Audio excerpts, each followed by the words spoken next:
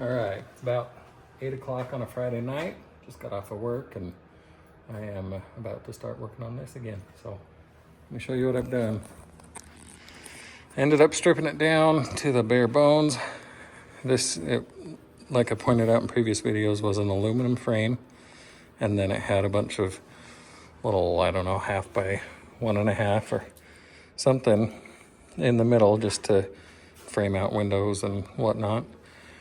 So got it down to the aluminum frame, took off a lot of that extra wood, and ended up doing stuff a little different.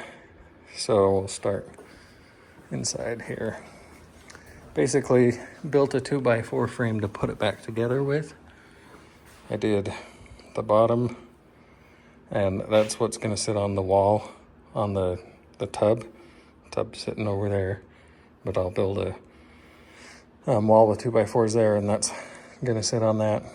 And then the part that'll hold up the wings where you sit and everything will be structural. It'll sit underneath that rail and screw into it from the top. I ended up doing a little angle, so that's gonna have a couple of angles here. Where did I put it? Put it right here. So we've got, that's kind of what it's going to look like from the back. We'll have that angle on the roof, and then the roof going across this, and then this little angle I just showed you, and then the tub will be down here. So basically building a new one, but using the old structure as a little bit of support and guidance. I did the front overhang in 2x4s. So it was, even after building it, 2x4s are quite a bit heavier, but after building it, it still flexed quite a bit. I put that vertical board, and then I did a 14-footer across the top, and then I put that one underneath it to help give it some rigidity.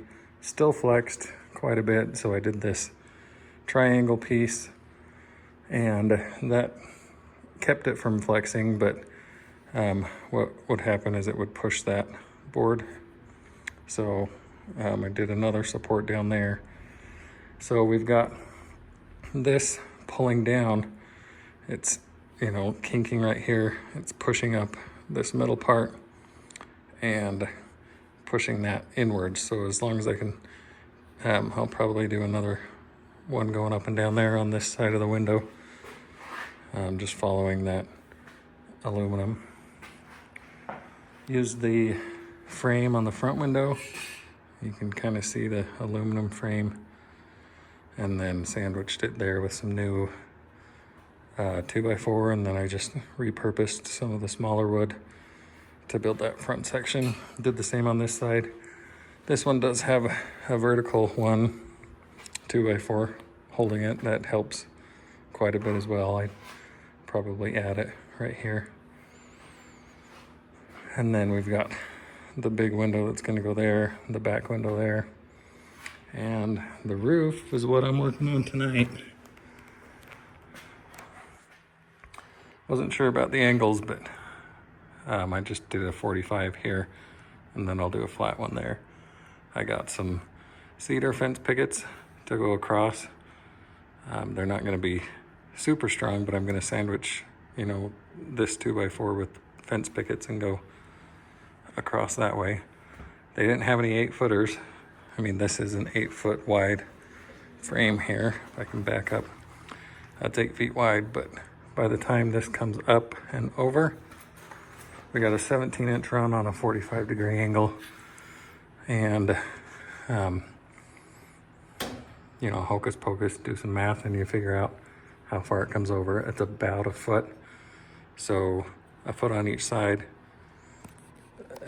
With a 6-foot fence picket might just work. And then this is from the other side. I'm going to take my wheel and grind all the aluminum off. It sits pretty flush with everything. We're pretty straight the floor's not level, so I'm not doing everything out the level. I'm just eyeballing to make sure things are true and not wavy or anything. But some of this wood,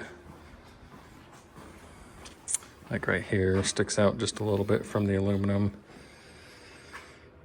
That's pretty much the only spot.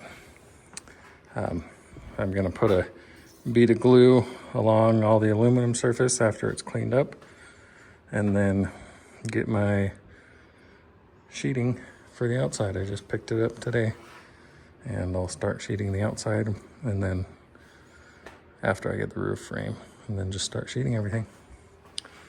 This front section wasn't too bad.